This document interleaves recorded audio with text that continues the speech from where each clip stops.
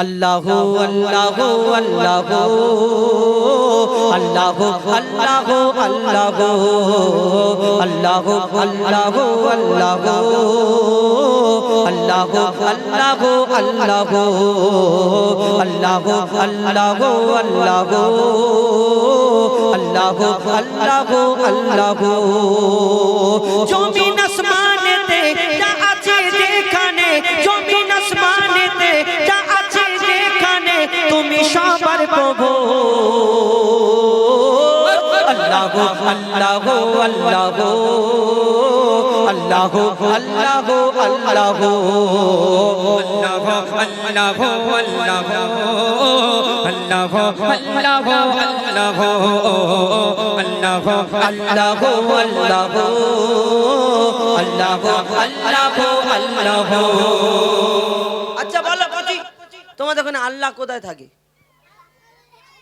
আল্লাহ উপরে থাকে এই মসজিদটা কার ঘর তাহলে কাবা শরীফটা কার ঘর আল্লাহর ঘর মানে তিন জায়গায় তোমাদের ওখানে উপরে থাকে মসজিদ আর কাবা শরীফ তাই তো ঠিক বলছো হ্যাঁ বেঁধে দিই তাহলে তোমাদের ওখানে তিন জায়গা আমাদের ওখানে কত জায়গা থাকে শোনো তুমি মসজিদেতে তুমি কাবা ঘরে তুমি পাহাড়ে তুমি মহাসাগরে তুমি মসজিদেতে তুমি কাবা ঘরে তুমি পাহাড়ে তুমি মহাসাগরে তুমি ভিড়ের মাঝে তুমি নিরালাতে তুমি ভিড়ের মাঝে তুমি নিরালাতে তুমি আধারে প্রভু দিনের আলোতে মানুষের অন্তরে রয়েছো ঘর করে মানুষের অন্তরে রয়েছো ঘর করে তুমি আল্লাহ শুধু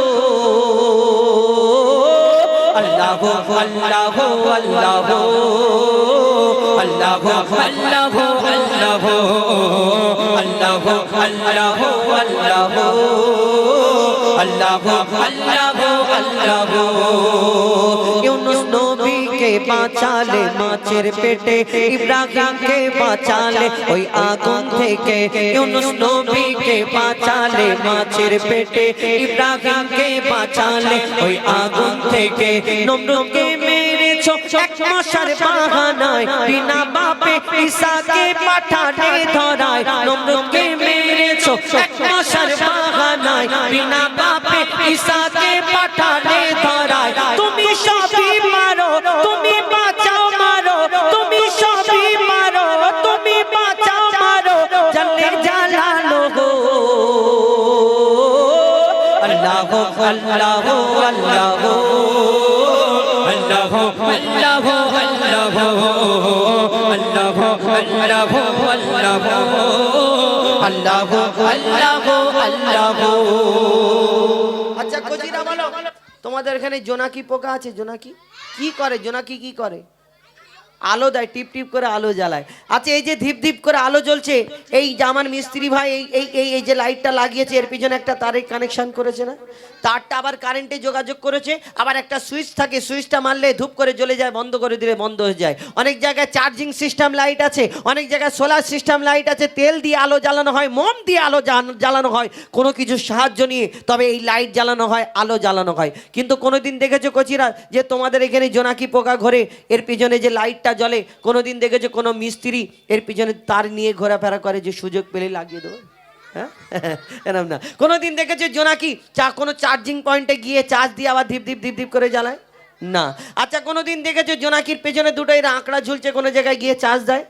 না তার মানে হলো এটাই যে আমার আল্লাহ সব পারে তার প্রমাণ প্রত্যেক জায়গায় জায়গায় দিয়ে রেখেছে আমি প্রথমে বললাম যে আমি এক আল্লাহকে মানি নিরাকার আল্লাহ সকল সৃষ্টির মালিক যিনি এই দুনিয়াতে আমি এদিক ওদিক মালিককে কেন মানতে যাব যিনি সব কিছুর সৃষ্টির মালিক তাই আমরা সেই আল্লাহকে মানি যে আমার আল্লাহ সব পারে তার প্রমাণ প্রত্যেক জায়গায় জায়গায় দিয়ে রেখেছে আরো কি করে কবি ছন্দের মাধ্যমে লিখছে দেখো বিনা কারেন্টে জোনাকি বাতি জ্বালায় বিনা কোটি আসমান কেমন ভেসে রয় বিনা কারেন্টে জোনাকি বাতি জ্বালায় বিনা কোটিতে আসমান কেমন ভেসে রয় ঝিনুকের পেটে মুক্তা রাখে দয়াময় ৭০০০ ধনমানিক রাখে সাপের মাথায় ঝিনুকের পেটে মুক্তা রাখে দয়াময় ৭০০০ ধনমানিক রাখে সাপের মাথায় সূর্যের এত আলো কোথা থেকে এলো সূর্যের এত আলো কোথা থেকে জানে আল্লাহ শুধু আল্লাহ আল্লাহ আল্লাহ আল্লাহ আল্লাহ আল্লাহ আল্লাহ আল্লাহ আল্লাহ আল্লাহ আল্লাহ আল্লাহ আল্লাহ আল্লাহ আল্লাহ আল্লাহ আল্লাহ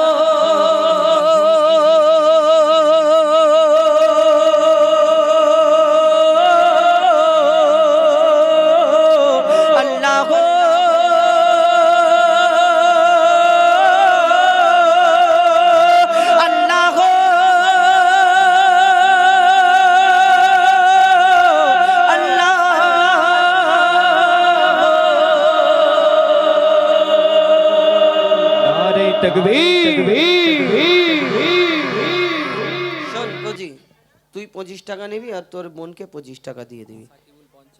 সাকিবুল 50, মেহেদি ভাই 50, হ্যাঁ 50। সবাইকে ধন্যবাদ। আমি ওনাদের শুধু দেবো কেন, জানারা দেয় না তানাদের ধন্যবাদ, জানারা দিচ্ছে তানাদের ধন্যবাদ। নাহলে ফের অন্য একজনা জানা দেয় না মনে করে বাবা এই শুধু যারা দিচ্ছে তাদের নাম ধরে ধরে বলছে। যাই হোক ধন্যবাদ। এবং আমার যেগুলো ফরমাইশ রয়েছে এগুলো ইনশাল্লাহ বলবো। হাবিল কাবিল প্রশ্ন করে। আর আমার মা বোনেদের জন্য দুটো গজল আমি খাস করে বলবো, যদি আপনারা বলেন। একটা হলো মা ফাতেমার ঘটনা, দ্বিতীয় নম্বর হলো একটা ঝগড়ার গজল, মানে প্রশ্ন উত্তরের। আমার মায়েরা একটু ঝগড়া করতে পছন্দ করে, ঝগড়া করে না। আর এনাদের ঝগড়া হলে ফায়দা আছে, কেমন বলুন তো? ঝগড়া হলে ওই থালাহাঁড়ি এইসব কাজ কাম যা করে ওনাদের, দেখবেন ঝামেলার সময় এনাদের হাতে কাজ দিয়ে দেবেন, থালাহাঁড়ি 5G স্পিডে কাজ হয়ে যাবে। তো একটা ঝগড়ার গজল শোনাবো, একটু মন দিয়ে শুনবেন। আর যারা দাঁড়িয়ে আছেন আবার রাগ করবেন, রাগ করার দরকার নেই। অনেকজন আবার চলে যায় বললে, তো যারা বসে দাঁড়িয়ে আছেন ওনারা একটু বসে যান, যদি আমি অনুরোধ করব আমার তরফ থেকে। তো এখন আমি মা বোনেদের জন্য একটা মা ফাতেমার ঘটনা বলি, তারপরে হাবিল কাবিল বলবো, তারপরে প্রশ্ন উত্তরের গজল বলবো, তারপরে ইনশাল্লাহ শেষের দিকে চলে যাও। 11টা বেজে যাবে তখন বলতে বলতে। আমার গজলগুলো একটু সময় লাগে, তো একটু বয়স্ক এই বয়স্ক বলছি কি বলো এটা, বড় বড় গজল, বয়স্ক না, বড় বড় গজল, তাই একটু মন দিয়ে শুনতে হবে, তবে বুঝতে পারবেন। আর শেষের দিকে আমি কয়েকটা নিত্য নতুন গজল আপনাদের সম্মুখে তুলে ধরার চেষ্টা করবো ইনশাল্লাহ। একদম নতুন গজল যেগুলো আপনারা শোনেননি সেইগুলো ধরার চেষ্টা করব, তুলে ধরার। তো এখন আপনাদের জন্য, আমার মা বোনেদের জন্য একটা ঘটনা বলি, তবে খারাপ ভাববেন না। আমি স্বামীর কথা বললে অনেকজনা রাগ করে, বলে এই শুধু স্বামীদের কথা বলে। স্বামীদের কথা কেন বলি? আমি আপনাদের ফায়দার জন্য। আপনারা শুনেছেন মা ফাতেমার ঘটনা, ইহুদি নারী মা ফাতেমা কাঠুরিয়ার বিবি, এবং আরও অনেক ঘটনা শুনেছেন। কিন্তু আমি মা ফাতেমার জীবনী থেকে একটা ঘটনা তুলে ধরবো। আপনারা যদি মন দিয়ে শোনেন আপনাদের ফায়দা, তাহলে আমার কোনো লস, আমার কোনো ফায়দা নেই। আপনারা যদি শোনেন তবে আমারও ফায়দা, আপনাদের ফায়দা। কি ঘটনা? একদিন হযরত আলী যুদ্ধে যাবে, রেডি হচ্ছে, প্রস্তুত হচ্ছে। মা ফাতেমা হাতে হাতে ঢাল তলোয়ার যা কিছু লাগে সব রেডি করে দিচ্ছে। দেওয়ার পরে মা ফাতেমা বলছে, স্বামী গো, আপনি যখন যুদ্ধ থেকে ফিরবেন আমার জন্য একটা নতুন জামা আনবেন। এই ঘটনা, এই কথা বলার পরে এই ঘটনা আমার দয়ার নবীর কাছে পৌঁছে গেল। হযরত আলী মন খারাপ করে যুদ্ধে গিয়েছিল, এবং আমার দয়ার নবী 3 দিন মা ফাতেমার বাড়িতে যায়নি। আমার দয়ার নবী সেদিন কেঁদেছিল এই কথা শুনে। কি ঘটনা ঘটেছিল একটু মন দিয়ে শুনুন, লিখছে দেখুন। স্বামীর মনে মা বোনেরা ব্যথা দিও না, এটা একটু ইকো কম দেবেন, হ্যাঁ। স্বামীর মনে মা বোনেরা ব্যথা দিও না, আমার নবীর ঘোষণা ঘটনা শোনো মা ফাতেমা, ঘটনা শোনো মা ফাতেমা। স্বামীর মনে মা বোনেরা ব্যথা দিও না, আমার নবীর ঘোষণা ঘটনা শোনো মা ফাতেমা, ঘটনা শোনো মা ফাতেমা। কি ঘটনা শুরু হয় মন দিয়ে শুনুন, লিখছে দেখুন। ওই যুদ্ধ করতে যাবে আলী, হাতে নিল তলোয়ার, যুদ্ধ করতে যাবে আলী, হাতে নিল তলোয়ার। মা ফাতেমা স্বামীর কাছে করলো এমন আবদার, মা ফাতেমা স্বামীর কাছে করলো এমন আবদার। যুদ্ধ থেকে ফেরার পথে আসবে যখন ঘরে, একটি নতুন কাপড় কিনে আনবে আমার তরে, একটি নতুন কাপড় কিনে আনবে আমার তরে। এই কথা শুনে হযরত আলী বড়ই দুঃখ পায়, এই কথা শুনে হযরত আলী বড়ই দুঃখ পায়। যদি আমি শহীদ হয়ে যাই, কে আনবে বলো কাপড় তোমার, কে আনবে বলো কাপড় তোমার। হযরতে আলী মন খারাপ করে যুদ্ধে চলে যায়, চিন্তা করে আমার ফাতেমা আমার কাছে এমন সময় জামা চাইলো। মা ফাতেমা বলছে, স্বামী গো আমার জন্য নতুন জামা আনবেন, এই কারণে আমি যে জামাটা পরি এত তালি দেওয়া হয়ে গেছে, আর তালি দেওয়ার জায়গা নেই। এখন আমরা দুটো তিনটে ঈদের সময় হলে আবার স্বামীকে বলি, হ্যাঁ গো ওই ছকিনা ভাবি 5টা হয়েছে, আর তুমি ওদের থেকে বড় লোক, আর আমার 4টে হলো, মন খারাপ করি। কিন্তু মা ফাতেমা ওই জামাটা এত তালি দেওয়া হয়ে গেছে, আর তালি দেওয়ার জায়গা নেই। তিনি চিন্তা করছেন আমার তালি দেওয়ার জায়গা নেই, স্বামীকে একবার বলে দেখি। হযরত আলী মন খারাপ করে যুদ্ধে চলে গেল। ইমাম হাসান ইমাম হুসাইন ছুটে ছুটে নবীজির ঘরে চলে গেল। যখন আব্বা যুদ্ধে গেল, ইমাম হাসান ইমাম হুসাইন নবীজির কাছে জিজ্ঞেস করছে, তোমার আব্বা মা কি করছিল, কেমন আছে? না আমার আব্বা মা ভালো আছে, আমার আব্বা যুদ্ধে গেল, মা বাড়িতে আছে, কিন্তু আব্বা যুদ্ধে গেল মন খারাপ করে। কেন? না আমার আম্মা একটা নতুন জামা চেয়েছে। এই কথাটা শোনার পরে দয়ার নবীর চোখ থেকে টপ টপ করে পানি ঝরে। তারপর কি হয় কবি ছন্দের মাধ্যমে লিখছে, দেখো ওই দুঃখ ভরা হৃদয় নিয়ে আলী গেল রনে, দুঃখ ভরা হৃদয় নিয়ে আলী গেল রনে। নানার কাছে ছুটে এলো হাসান হোসেন, নানার কাছে ছুটে এলো হাসান হোসেন। আব্বুর কাছে নতুন কাপড় চেয়েছে আম্মি জান, তাই আব্বুর মনটা খুবই খারাপ ছিল যে সে পেরেশান, আব্বুর মনটা খুবই খারাপ ছিল যে সে পেরেশান। এই কথা শুনে দয়ার নবীর কান্না থামে না, এই কথা শুনে দয়ার নবীর কান্না থামে না। কি করলো ফাতেমা, এই কথা শুনে দয়ার নবীর কান্না থামে না। কি করলো বলো ফাতেমা, কি করলে বলো বেটি আমার, কি করলে বলো বেটি আমার। বড় কষ্ট পেয়েছে। মা ফাতেমা নিজের বাড়িতে কাজ করে, কিন্তু দেখছে একদিন হলো, দুদিন হলো, 3 দিন হলো আমার আব্বা প্রত্যেক দিন আমার ঘরেতে আসে। 3 দিন হয়ে গেল আমার আব্বা কেন আসে না? মা ফাতেমা বড় চিন্তা করে আমার আব্বার শরীর খারাপ নাকি। মা ফাতেমা ছুট মারলো, আমার দয়ার নবীর ঘরের সামনে পৌঁছে গেল। আমার দয়ার নবীর ঘরের সামনে গিয়ে সালাম দেওয়ার পরে নবীজি সালামের উত্তর দিয়ে অন্যদিকে তাকায়। যে ফাতেমাকে না দেখে থাকতে পারে না দয়ার নবীজি, সেই মা ফাতেমা যখন সামনে এসে দাঁড়ালো অন্যদিকে তাকিয়ে আছে। দয়ার নবী কি বলে, তারপর কি হয় লিখছে দেখো, ও যার মুখ না দেখে ঘুমাতো না দয়ার নবীজি আমার, যার মুখ না দেখে ঘুমাতো না দয়ার নবীজি আমার। রাতের পরে রাত কেটে যায় মুখ দেখে না ফাতেমার, রাতের পরে রাত কেটে যায় মুখ দেখে না ফাতেমার। মা ফাতেমা ছুটে এলো আব্বা জানের কাছে, তবু বেটির মুখ দেখে না পেছন ফিরে আছে, তবু বেটির মুখ দেখে না পেছন ফিরে আছে। বলছে নবী ও গো বেটি বাড়ি চলে যাও, বলছে নবী ও গো বেটি বাড়ি চলে যাও। আগে স্বামীর কাছে ক্ষমা চাও, তবে করবে ক্ষমা আল্লাহ আমার, তবে করবে ক্ষমা আল্লাহ আমার। কে বলছে? দয়ার নবী বলছে আগে স্বামীর কাছে ক্ষমা চাও। কিছু প্রধানমন্ত্রী মার্কা মা আছে আমাদের পশ্চিম বাংলায়, দেখবেন মেয়ের বিয়ে হওয়ার পরে শ্বশুর বাড়িতে গিয়ে তো অ্যাডজাস্ট হতে সময় লাগে। মেয়ে ফোন করে বলে মা গো কোথায় বিয়ে দিলে, এই জায়গায় বিয়ে দেওয়ার থেকে আমাকে গলায় কলসি ঢুকিয়ে বাগানের পুকুরে ডুবিয়ে মেরে ফেলে দিতে, তবু আমি আরামে থাকতাম। মরে গেলে আরামে থাকবে, যাও ভিতরে যাও, খালি আওয়াজ হবে, সে আওয়াজ কেউ শুনতে পাবে না, তুমি শুধু গুড়গুড় গুড়গুড় আওয়াজ পাবে।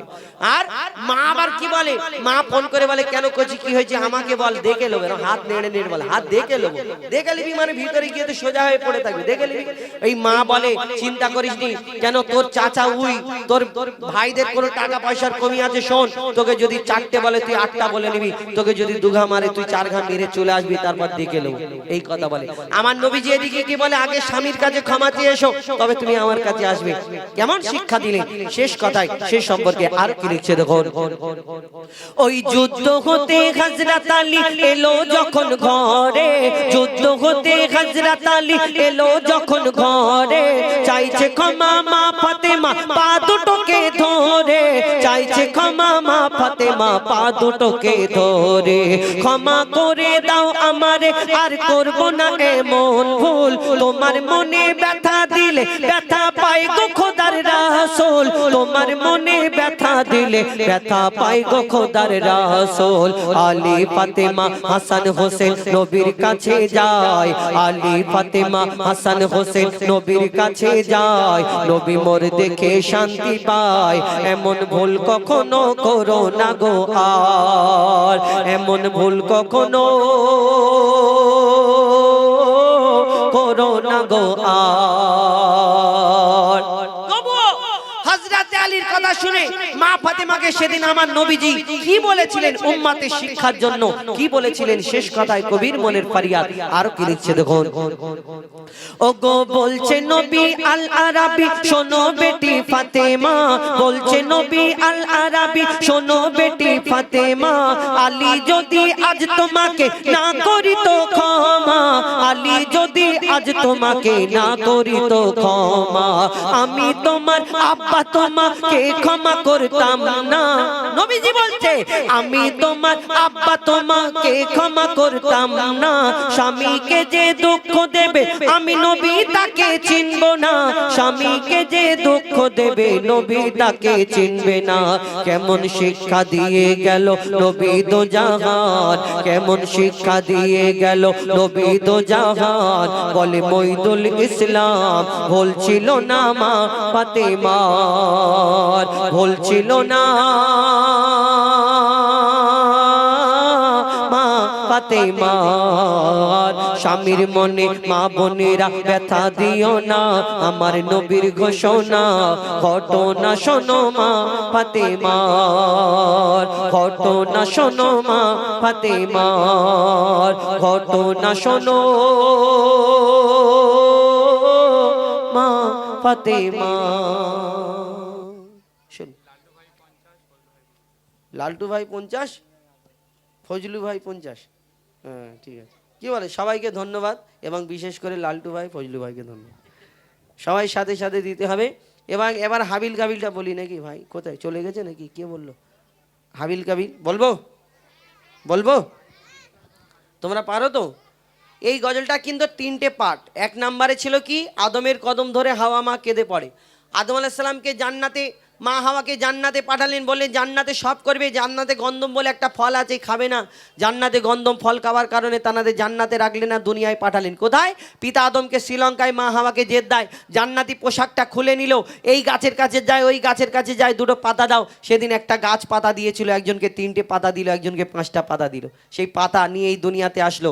কোথায়? পিতা আদম, ওই আমরা কাপনের কাপড়ে 3 টুকরো 5 টুকরো লাগাই, তো পিতা আদমকে পাঠালেন শ্রীলঙ্কায়, মা হাওয়াকে জেদ্দায়, এবং তানাদের মিলন হলো আরাফাতের ময়দানে, একসঙ্গে হলো, তানাদের বাচ্চা কাচ্চা হলো দুনিয়ায় এসে।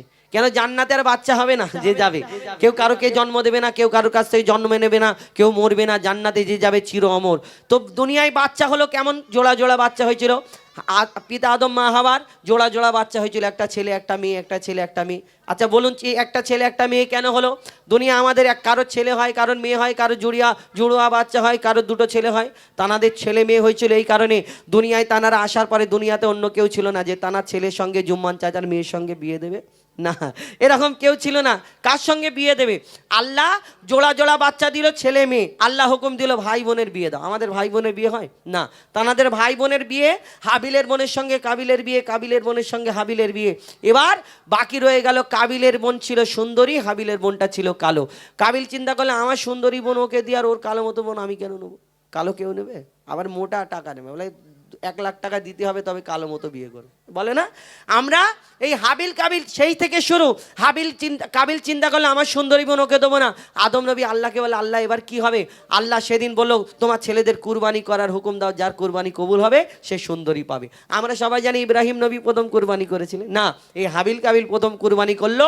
হাবিলের কুরবানি কবুল হলো, সেই কাবিল চিন্তা করলে সে আমি কালো পাবো কি, ওকে রেখে কি হবে? হাবিলকে খুন করে দিল, অনেক ঘটনা। কিন্তু এই হাবিল কাবিল প্রশ্ন করে, বলো তোমরা আমাদের বাপ মা, তোমরা আমাদের জন্ম দিয়েছো, তোমরা আমাদের লালন পালন করেছো, তোমাদের কে জন্ম দিয়েছে, কে দুধ পান করিয়েছে? পিতা আদম মা হাওয়া, তাদের বাপ মা নেই, কি উত্তর দেবে? কবি ছন্দের মাধ্যমে লিখছে দেখো, হাবিল কাবিল প্রশ্ন করে হাওয়া আদমকে, তোমরা মোদের বাপ মা, তোমাদের মা বাপকে।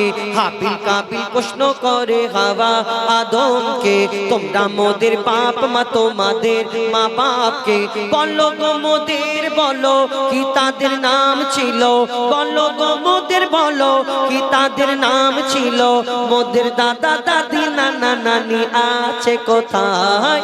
হাবিল কাবিল প্রশ্ন করে হাওয়া। তোমরা বললি আমার সাথে? আচ্ছা ঠিক আছে, দেবো। এবারে বলো, হাবিল কাবিল প্রশ্ন করে হাওয়া। যেন কেউ মরে গেছে, তোদের বলতে হবে না, চুপ করে বসো। হাবিল কাবিল প্রশ্ন করে হাওয়া আদমকে, তোমরা মোদের বাপ মা, তোমাদের মা বাপকে। বলো গো মোদের, বলো কি তাদের নাম ছিল? বলো গো মোদের, বলো কি তাদের নাম ছিল? মোদের দাদা দাদি নানা নানি আছে কোথায়? প্রশ্ন শুনে আদম হাওয়া হলো অবাক। হাবিল কাবিলকে তারা কি দেবে জবাব? দুজনে আল্লাহ বলে সিজদাতে যায় চলে, দুজনে আল্লাহ বলে সিজদাতে যায় চলে। বলে মাসুম ছেলে মোদের কাছে একে জানতে চায়। হাবিল কাবিল প্রশ্ন করে হাওয়া আদমকে, তোমরা মোদের বাপ মা, তোমাদের মা বাপকে। পিতা আদম কি উত্তর দেয়? কবি ছন্দের মাধ্যমে লিখছে দেখুন, ওই বলছে আদম শোন তোরা শোন, মানব জাতির মাঝে সৃষ্টি আমি প্রথম। মোর পাজিরার হাড়ে খোদা হাওয়াকে গড়ে, আর গন্ধ খেলাম দুনিয়ায় এলাম জান্নাত ছেড়ে। মোদের কেউ জন্ম দেয়নি, মোর মায়েরই দুধ খাইনি। মোদের কেউ জন্ম দেয়নি, মোর মায়েরই দুধ খাইনি। পাইনি মোরা মা বাপের ভালোবাসা, মোদের নেই বাপ মা, মোরা এতিম দুজনা। মা বাপ কি মোদের জানা হলো না, দুজনে এতিম মিসকিন, নেই মোদের মা বাপের ঋণ। দুজনে এতিম মিসকিন, নেই মোদের মা বাপের ঋণ। তাই মানব জাতির পিতা মাতা মোরা দুজনা। হাবিল কাবিল প্রশ্ন করে হাওয়া আদমকে, তোমরা মোদের বাপ মা, তোমাদের মা বাপকে। এই গজলটা আদম নবীর সৃষ্টির রহস্য। আদম নবীকে যেদিন সৃষ্টি করবেন, আল্লাহ চারজন ফারিস্তাকে ডাকে, সব থেকে মূল্যবান চারজন ফারিস্তা, সব থেকে বড় ফারিস্তা যাদের নাম আমরা জানি। চারজন ফারিস্তাকে ডেকে বলল, তোমরা দুনিয়া থেকে মাটি নিয়ে আসো, আমার মনের আশা আমি আদম বানাবো। আদম বলে একটা, আমি আদম বানাবো। সেদিন ফারিস্তারা বলল, আল্লাহ আমরা তোমার ইবাদত করি, এ থেকে তুমি খুশি না? তুমি তো জিন বানিয়েছিলে, মানে আদম নবীর আগে আল্লাহ একটা জিনেদের দুনিয়া বানিয়েছিল আল্লাহর ইবাদত করার জন্য। কিন্তু জিনেরা আল্লাহ নাফরমানি করলো, আল্লাহ বলে ওদের ধ্বংস করে দাও। ফারিস্তারা বললো, আল্লাহ তুমি তো বললে যে জিন বানালে তোমার ইবাদত করলো না, আবার বলছে আদম বানাবে, কি হবে না হবে? আল্লাহ সেদিন বললো, আমি যা জানি তোমরা তা জানো না, তোমরা দুনিয়ায় যাও মাটি নিয়ে আসো। তিনজন ফারিস্তা এসে ঘুরে চলে গেল। চতুর্থ নাম্বারে একজন মাটি নিয়ে গেল, যার নাম আজরাইল আলাইহিস সালাম। সেই দিন আল্লাহ তাকে জান কবজ করার দায়িত্ব দিল। সেদিন এই দেখে আল্লাহ খুশি হয়ে তারপর কি ঘটনা হয়, আল্লাহ যখন মাটি নিয়ে গেল তারপর কি ঘটনা শুরু, কবি ছন্দের মাধ্যমে লিখছে দেখুন, দিল আল্লাহ আওয়াজ ওমর আল্লাহ যখন বলে গড়ব আদম, ওমর আল্লাহ যখন বলে গড়ব আদম, ফারিস্তারা শুনে বাধা দিয়েছে তখন বলে ও গো আল্লাহ পাক তুমি গড়েছো জিনজাত উৎপাত করে তারা করে না ইবাদত কি হবে গড়ে আদম সে কি আর মোদের মতন কি হবে গড়ে আদম সে কি আর মোদের মতন কি জানি দেখতে কেমন তার রূপ চেহারা খোদা বলে আমি জানি তোমরা জানো না আদম সৃষ্টি করা আমার আসল বাসনা আমি যে গড়ব আদম সে মাখলুকে সর্বোত্তম আমি যে গড়ব আদম সে মাখলুকে সর্বোত্তম আমি নিজের সেরা সৃষ্টি দেখব আদম চেহারায় হাবিল কাবিল প্রশ্ন করে হাওয়া আদমকে তোমরা মোদের বাপ মা তোমাদের মা বাপকে তারপর আদম নবীর দেহটা সৃষ্টি করে আল্লাহ রাখে আবার তখন আল্লাহ সব ফারিস্তাকে ডাকে যত ফারিস্তা ছিল এসো আমার ফারিস্তারা তোমরা আমার আদমকে সিজদা করে নাও সকলে সিজদা করে নিল একজন ফারিস্তা সিজদা করলো না ঝুঁকলো না যার নাম হলো আজাজিল যাকে ফারিস্তাদের সর্দার বলা হতো তাহলে সবাই যদি আল্লাহর হুকুম মানলো আল্লাহ সিজদা করে নিল আদম নবীকে কিন্তু সেই আজাজিল কেন সিজদা করলো না আজাজিলটা কে ছিল আজাজিল ছিল সেই যে ওই জিন জাতটাকে আল্লাহ ধ্বংস করতে বলেছিল সবাই ধ্বংস হয়েছিল তাদের মধ্যে একটা ছোট্ট বাচ্চা বেঁচে রয়ে গেছিল এই বাচ্চাটা ইবাদত করতে করতে কম বেশি 6 লক্ষ বছর ধরে ইবাদত করার পরে যার নাম হলো আজাজিল যাকে ফারিস্তাদের সর্দার বলা হতো তার মনেতে এই অহংকারটা ছিল আমরা অহংকার করি না আমি সুন্দর দেখতে আমার এই আছে আমার গাড়ি আছে আমি আমার ফর্সা আছে আমরা এরকম করি না না এই আজাজিল ছিল আজাজিল তাহলে কে ছিল আজাজিল সেই যে জিনেদের মধ্যে একজন বেঁচে রয়ে গেল 6 লক্ষ বছর ধরে কম বেশি ইবাদত করার পরে যার নাম হলো আজাজিল তার মনেতে এই অহংকারটা ছিল আমি জিন জাত আমি আগুনের সৃষ্টি আর আমি মাটির পুতুল মাটির আদমকে সিজদা করব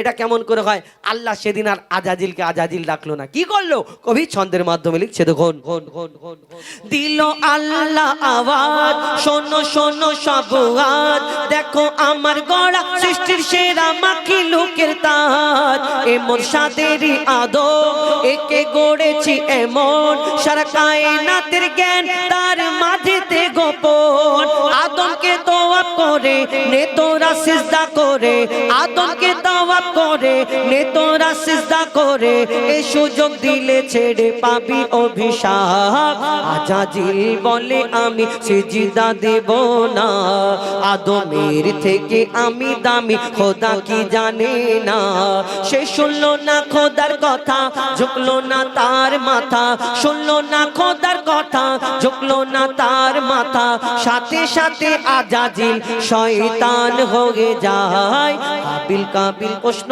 করে হাওয়া আদমকে তোমরা মোদের বাপ মা তোমাদের মা বাপকে বলো গো মোদের বলো কি তাদের নাম ছিল বলো গো মোদের বলো কি তাদের নাম ছিল এই এই বাবু মানা এই ওকে ডাকো কি হলো চলে যাচ্ছি 30 টাকাটা ফেরত দে বলো গো মোদের বলো কি তাদের নাম ছিল মোদের দাদা দাদি নানা নানি আছে কোথায় হাবিল কাবিল প্রশ্ন করে হাওয়া আদমকে তোমরা মোদের বাপ মা তোমাদের মা বাপকে নারী তাকবীর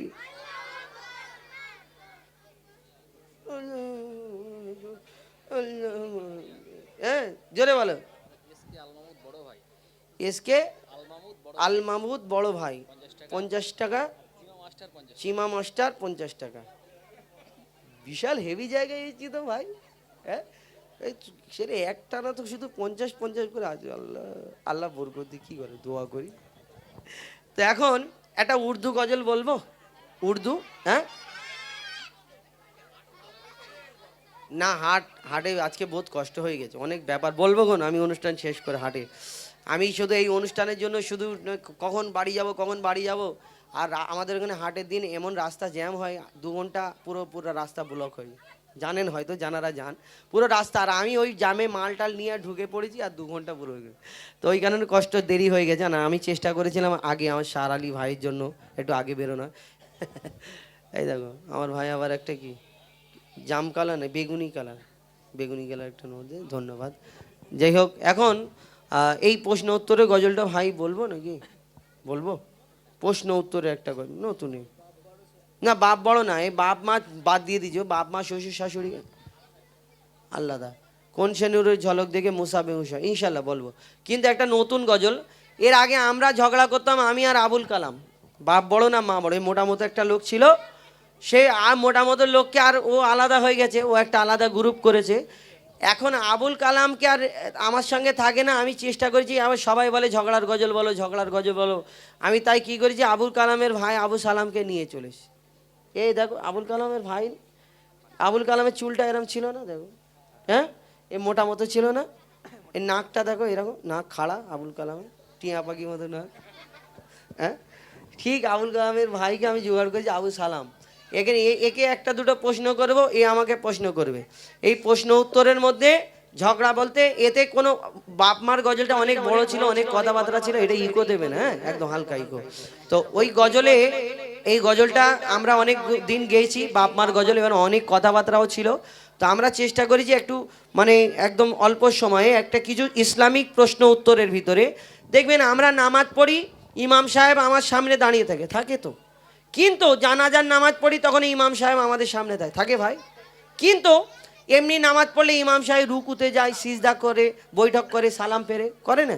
কিন্তু জানাজার নামাজ যখন পড়ে ইমাম সাহেব সামনে থাকে, উনি বলে কাতার সোজা করে না, আল্লাহু আকবার বলে নিয়াত করে, কিন্তু ইমাম সাহেবকে কোনোদিন দেখলু নি রুকু যাচ্ছে, সিজদা যাচ্ছে, যায় না কেন? তাহলে ওই নামাজে যদি রুকু সিজদা হয়, জানাজার নামাজ কেন রুকু সিজদা হয় না? সব তো সেম প্রসেস প্রায়। কিন্তু আবার দেখবেন অনেক জিনিস আমাদের জন্য হালাল, অনেক জিনিস হারাম। যেমন শুয়োর, এই শুয়োরের কথা বললে আমার অনেক মা বোনের বাবাকে তবা, কেন শুয়োরের নাম নিলে আমার অনেক মা বোনেরা, মুফতি সাহেব আছে বলে 41 দিন নাকি জবান নাপাক হয়ে যায়, 41 দিন জবান নাপাক হয়ে যায়।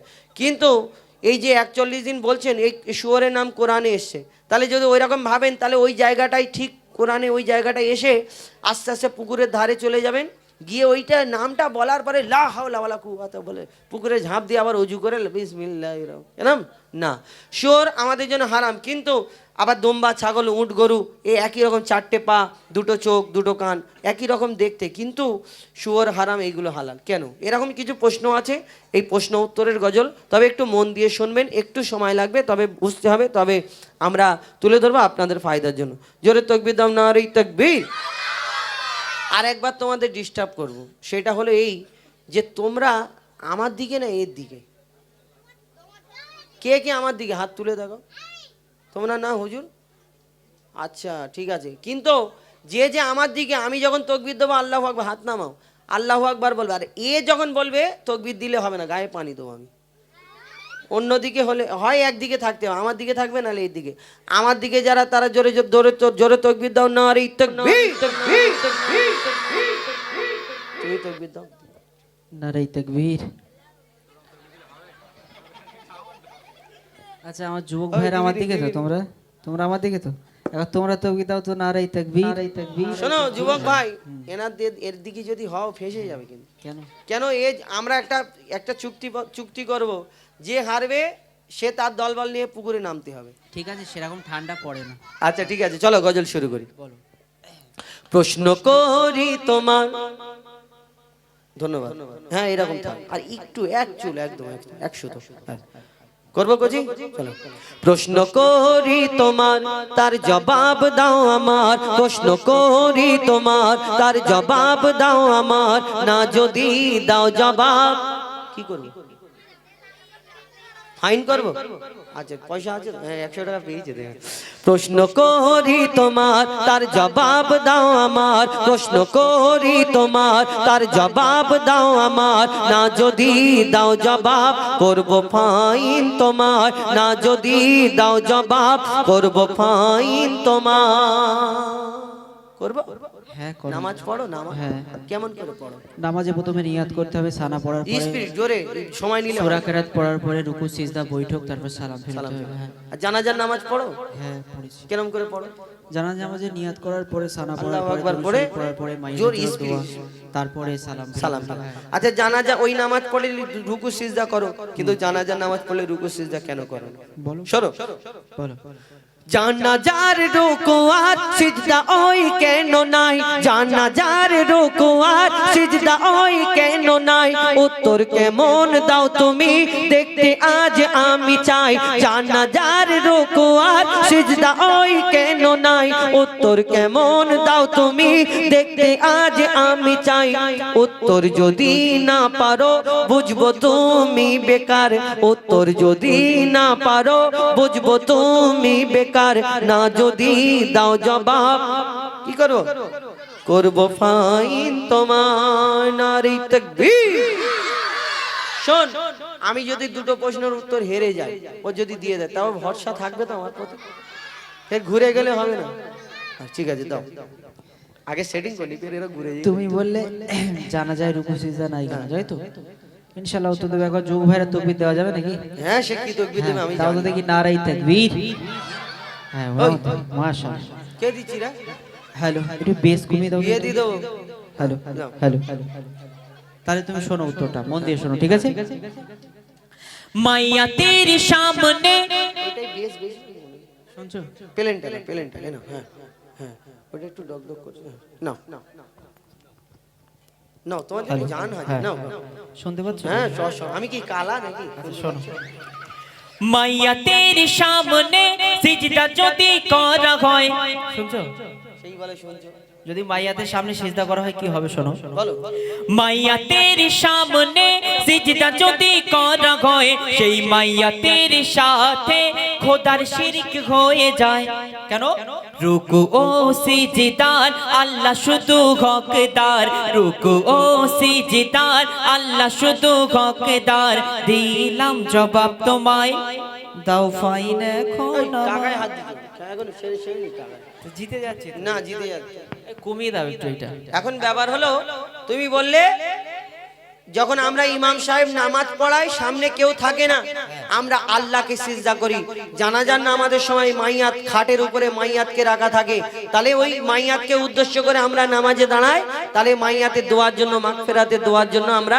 দোয়া পড়ি তাহলে ওই সময় সিজদা রুকু করলে তাহলে সিজদা আর রুকুটা ওই মাইয়াতকে করা হয়ে যাবে আর সিজদা রুকু আল্লাহ ছাড়া কারোকে সিজদা করা যাবে না এই শিরিক হয়ে যাবে আর শিরিক করলে শিরিকের গুনাহ মাফ নেই একদম ভালো উত্তর দিছো মাশাআল্লাহ ঠিক আছে আরেকটা প্রশ্ন করব হ্যাঁ করো না দম্বা ছাগল উট গরু ভেড়া খাও হ্যাঁ খুব খাই হ্যাঁ হ্যাঁ কুরবানি করো শুয়োর নাউজুবিল্লাহ কেন নাউজুবিল্লাহ শুয়োরের চারটে পা ওই দুম্বা ভেড়া ছাগল উট গরু এর চারটে পা ওর দুটো কান এর দুটো কান ওর দুটো চোখ এর দুটো চোখ ওর মুখ জিভ সব একই আবার শুয়োরের গোশে দেবে 1.5 ইঞ্চি মোটা চর্বি বিক্রি হয় তাহলে কি হ্যাঁ ঠিক বলেছি তো শোনো হারাম আমি প্রশ্ন করি শোনো বল দুম্বা ছাগল উট গরু ধর্মে হালাল জানি দুম্বা ছাগল উট গরু ধর্মে হালাল জানি শুকর কেন হয় হারাম তার জবাব দাও তুমি দুম্বা ছাগল উট গরু ধর্মে হালাল জানি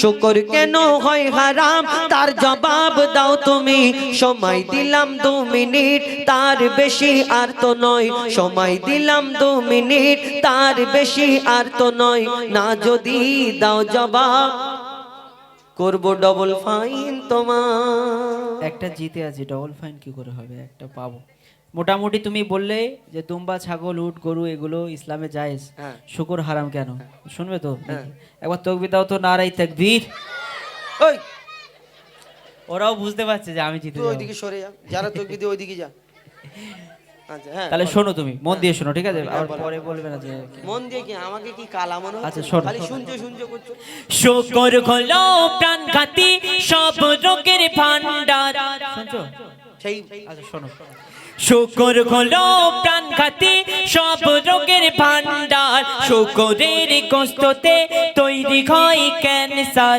রাসূল পাক সাল্লাল্লাহু আলাইহি ওয়াসাল্লাম বললেন যেটা খেলে উম্মতে মুহাম্মাদির ক্ষতি হবে সেটা হারাম শোনো শুকর হলো প্রাণঘাতী সব রোগের ভান্ডার শুকরের গোশতে তৈরি হয় ক্যান্সার চরিত্রহীন এই পশু এর জোড়া নাই গো আর চরিত্রহীন এই পশু এর জোড়া নাই গো আর দিলাম জবাব তোমায় দাও ডবল ফাইন আমার নারাই তাকবীর হ্যাঁ ঠিক আছে তকবীর দাও আল্লাহু আকবার বলছো বলো এখন তুমি উত্তর দিলে হ্যাঁ যে শুকরের গোশে আমার দয়ার নবী যেইগুলো হারাম বলে গেছেন কেন, যেই জিনিসগুলো উম্মাতে মোহাম্মদীর জন্য ক্ষতি, এই শুয়োরের গোশ খেলে মানুষের ক্যান্সার হওয়ার 100% সম্ভাবনা আছে।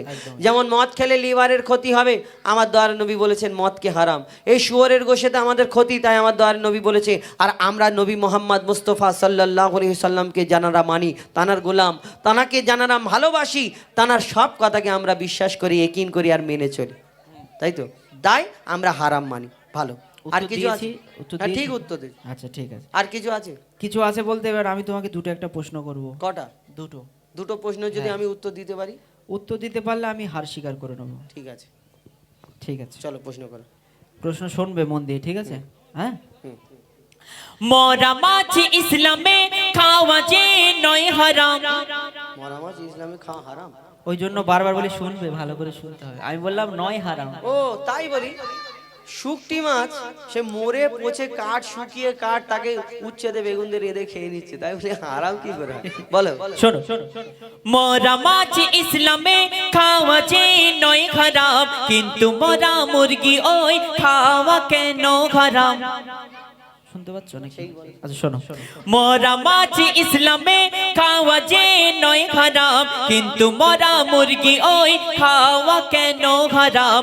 আশা রাখি এর জবাব দেবে সঠিক আমার, আশা রাখি এর জবাব দেবে সঠিক আমার। না যদি দাও জবাব করব ফাইন তোমার। আচ্ছা করবো ফাইন তোমার। আচ্ছা কোচির আমার উপরে ভরসা আছে, আমি উত্তর দিতে পারবো?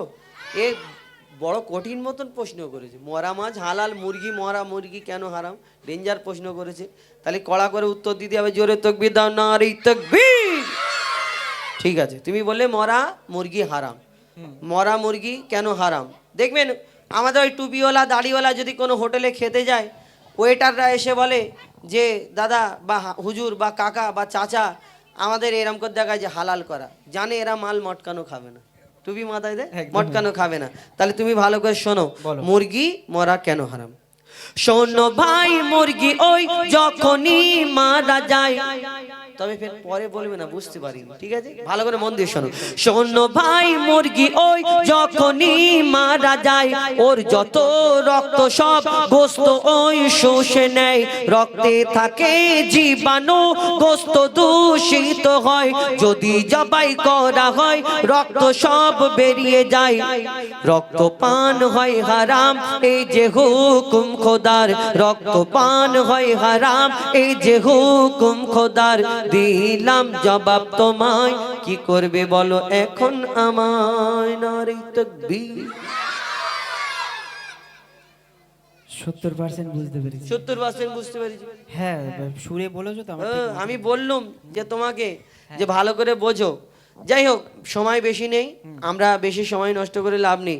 মরা মুরগি যখন মারা যায়, এর ভিতরে যে রক্ত চলাচল করে, এই মাংসটা এত শুকনো মাংস, দেখবেন ডাক্তার আমাদের রেড মিট খেতে বারণ করে, মুরগির মাংস কম করে একটু খেতে বলে। কিন্তু এই মুরগির মাংসটা এত শুকনো জাতের মাংস, ওই যে রক্তটা মুরগি মারা গেলে সঙ্গে সঙ্গে রক্তটা ওই মাংসটা শুষে নেয়। যেমন কাপড়, শুকনো কাপড় ভিজে ওই পানিতে দিলে পানি টেনে নেয়, ওই রক্তটা শুষে নেয় মাংসটা। তাহলে ওর ভিতরে যে রক্তটা ঢুকে গেল, সেই মাংসটা যদি আমরা ঘষে ভালো করে ধুয়ে রান্না করে খাই, তাহলে সেই মাংসের ভিতরে রক্ত ঢুকে গেল। মাংসটা খাওয়া রক্তটা খাওয়ার সমান। আল্লাহ বলেছে আমাদের জন্য রক্ত পান করা হারাম। তাহলে বোঝাতে পারলাম? মাশাআল্লাহ, মাশাআল্লাহ, বহুত খুব। আরেকটা কি আছে জলদি বলো। নারাই তাকবীর। হ্যাঁ ঠিক আছে, তোমাকে আমি এই শেষ প্রশ্ন করছি, যদি তুমি উত্তর দিতে পারো মোটামুটি আমি হেরে যাও, হার স্বীকার হেরে যাও, করে নেবো। পুকুরে নামবে না, পুকুরে নামা যায়? তাহলে কান ধরে মাপ চাইবে না, কান ধরা না, যায়? এত লোকের আমিও কান ধরবো, আমি যদি হেরে যাই কান ধরবো। আচ্ছা ঠিক আছে। আমার ভাই গাছে উঠে গজল শুনছে। বসো বসো বসো, কি জ্বালা। যাই হোক, তোমাকে আমি শেষ প্রশ্ন। এনারা দেখা পাইনি বলে, হ্যাঁ। দেখা পেলে ওইটা তুলে আর ওইটা বলে গাছে উঠে গজল। বলো। মোটামুটি তোমার এই শেষ প্রশ্ন মন দিয়ে শুনতে হবে, কি ঠিক আছে? সুন্দর চেয়ারে বসেছিল, ওনাকে দেখলাম, বললাম না। আচ্ছা শোনো। হ্যাঁ। কোরআনের কোন সূরায় বলো বিসমিল্লাহ নাই? সুবহানাল্লাহ, তাকবীর দাও, নারে তাকবীর। এমন প্রশ্ন করেছে জিতে গি, তোমরা সবাই জানো তো? হ্যাঁ, চুপ করে বসো। এ বাচ্চাদের মতো প্রশ্ন করেছে, কান ধরার জন্য রেডি। শোনো, প্রশ্নটাকে শোনো। কোরআনের কোন সূরায় বলো বিসমিল্লাহ নাই? কেমন তুমি বাহাদুর, তার প্রমাণ দেখতে চাই। আমি কোন জায়গায় বলেছি আমার নাম এমডি বাহাদুর? হুজাইফা। আচ্ছা ঠিক আছে, চেঞ্জ করে দিচ্ছি, শোনো। কোরআনের কোন সূরায় বলো বিসমিল্লাহ নাই, কেমন তুমি ওস্তাদ তার প্রমাণ দেখতে চাই, মনে হয় এর জবাব নাই কাছে গো তোমার, মনে হয় এর জবাব নাই কাছে গো তোমার, না যদি দাও জবাব করবো ফাইন। ফাইন ফাইন ভুলে যাও, কান ধরার জন্য রেডি হও। তুমি কি বললে? কোন সূরায় বিসমিল্লাহ নাই কোরআনে? শোনো, বলো। তাহলে মন দিয়ে শুনে নাও ছোট ভাই, তাহলে মন দিয়ে শুনে নাও ছোট ভাই, কোরআনের সূরা, বলবো কোরআনের সূরা তাওবাতে বিসমিল্লাহ নাই, তাহলে মন দিয়ে শুনে নাও ছোট ভাই, কোরআনের সূরা তাওবাতে বিসমিল্লাহ নাই। এবার তুমি হার স্বীকার করো সামনে সবার, এবার তুমি হার স্বীকার করো সামনে সবার, দিলাম জবাব তোমায়, কান ধরার জন্য হও তৈয়ার, নারে তাকবীর। মাশাআল্লাহ, খুব সুন্দর হয়েছে। মাশাআল্লাহ সুন্দর না, আমি তোমাকে যেটা বলেছি ওটা করো। তুমি জিতে গেছো। না জিতে না, মাপ চাও। ঠিক। মাপ চাইলাম না মোটামুটি। না কম তো কম। আচ্ছা ঠিক আছে। হ্যাঁ, আর জীবনে কোনোদিন লাগবে না। তোমার ভাই আবুল কালাম, হ্যাঁ ও এই ঝগড়া করে করে করে এতদিন হেরে হেরে ও আলাদা হয়ে গেছে। আচ্ছা আর তুমি তো ওর ভাই সালাম। ঠিক আছে, এবার দুই ভাই একদিন লাগবে। দুই ভাই একদিন লাগবে। তুমি দুই ভাই কেন, তোমাদের পুরো ফ্যামিলিকে নিয়ে আসবে, আচ্ছা, ঠিক একা দেখে নেবো। তো এখন আমাদের যে গজল ফরমাইশ আল কোরআন ওইটা বলবো, তারপরে ওই শোভে বারাতে গজলটা বের করো তো। আর আমার মুর্শিদ ভাই এই গজলটা কেন, কোন সে নূরের ঝলক দেখে, কে দিল তুমি? যা কি জানে তো পুত। যাই হোক, খেতে গেছে মানে ও, না না ওই ওই বুঝতে পারো নি, খাবার এসছে মানে ওকে আর দেখতে পাবে? হ্যাঁ, হালকা পাতলা না, ও ওর মারেফাতি ব্যাপার আছে, পরে বলবো, মাইকে বলা যাবে না, বললে কষ্ট পাবে। বলে না ছিটে বেড়াই, ওর বেশি বললাম না, মারেফাতি ব্যাপার আছে। আল কোরআন আল কোরআন। আমি ইমরানকে বলবো একটু আসার জন্য, যদি খাওয়া হয়ে যায়। সাইডে মনে খাচ্ছে নাকি, এক্ষুনি গেছে, ও ঝাপাঝাপ খেয়ে নেবে, মুখ বড় তো এরম হামাও হামা করে। এই সুগার হাসছি, ও শুনতে পেলে কষ্ট পাবে না। জোরে তাকবীর দাও, নারে তাকবীর। এ জোরে জোরে দিচ্ছে কেন, এর একটা দাঁত নেই। এই দেখো এর একটা দাঁত নেই, আওয়াজটা তো ফুস করে বেরিয়ে যাচ্ছে। আল্লাহু আকবার। এখন এই ওই গজলটা কত দিয়েছে? আচ্ছা, আল কোরআন আল কোরআন। আমি ইমরানকে বলবো একটু জলদি খাওয়ার জন্য। চলো, এই কোরআন, এই যে পাশে মাদ্রাসা আছে, এই যে কোরআনের শিক্ষা হয়, এই কোরআন আমরা শুরু থেকে শেষ পর্যন্ত কেউ মুখস্থ করে। এবং এই কোরআনটা যে আমরা জানি, আল্লাহ 104টি আসমানি কিতাব পাঠিয়েছিলেন। এই আসমানি কিতাবের মধ্যে সর্বশেষে আল্লাহ 103টি আসমানি কিতাবের পরে আল্লাহ 104 নম্বরে এই আসমানি কিতাব কোরআন শরীফকে আমার দয়ার নবীর উপরে নাজিল করলেন, পাঠালেন। আর এই দুনিয়ায় কেউ সহ্য করতে পারবে না, শেষেতে আমার দয়ার নবীর সিনাতে 30 পারা কোরআনকে পাঠালেন। আমরা এই কোরআন যে এসেছে, অন্যান্য যে কিতাবগুলো এসেছে, এই কোরআন আসার পরে আল্লাহ ঘোষণা করলো এই শ্রেষ্ঠ কিতাব, নির্ভুল নিখুঁত কোরআন, এর উপরে আর কোনো কিতাব হবে না। আর যে আমাদের জন্য এই কিতাবটা এসেছে, এই দুনিয়াতে যে এক একটা যে কিতাব এসেছে এক একজনের জন্য, আমরা উম্মাতে মোহাম্মাদির জন্য আল্লাহ আমার নবীজি বলে গেছেন কোরআনকে রেখে যাচ্ছি তোমাদের জন্য।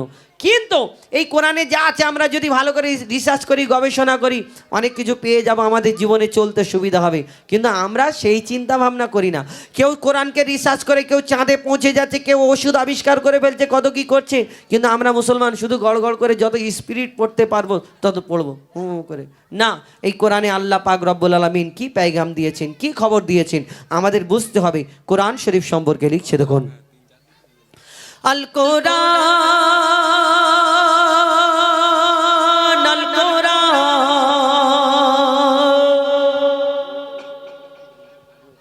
আল কোরআন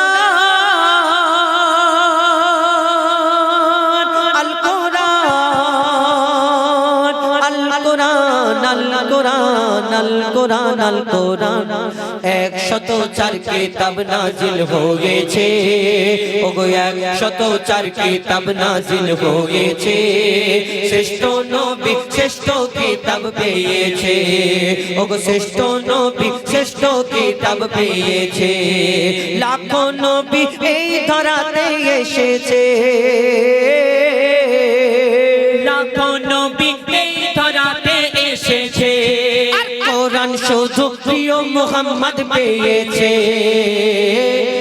104 কিতাব নাজিল হয়েছে ওগো 104 কিতাব নাজিল হয়েছে শ্রেষ্ঠ নবী শ্রেষ্ঠ কিতাব পেয়েছে ওগো শ্রেষ্ঠ নবী শ্রেষ্ঠ কিতাব পেয়েছে কোরআন কতদিন ধরে কিভাবে দুনিয়াতে এসেছিল একদিনে আল্লাহ এরকম যেরকম আমরা কিতাব দেখতে পাই আল্লাহ পাঠিয়ে দিয়েছিল না পড়ো না কিভাবে দুনিয়াতে আসলো কবি ছন্দের মাধ্যমে লিখছে দেখুন 22 বছর 5 মাস আর 14 দিন ধরে 22 বছর 5 মাস আর 14 দিন ধরে 6666 আয়াত নাজিল করে 540 রুকু 114 সূরা কোরআনের 30 পারায় 7 মঞ্জিল 14 সিজদা কোরআন পূর্ণ হয় মোর আল্লাহর বায়ান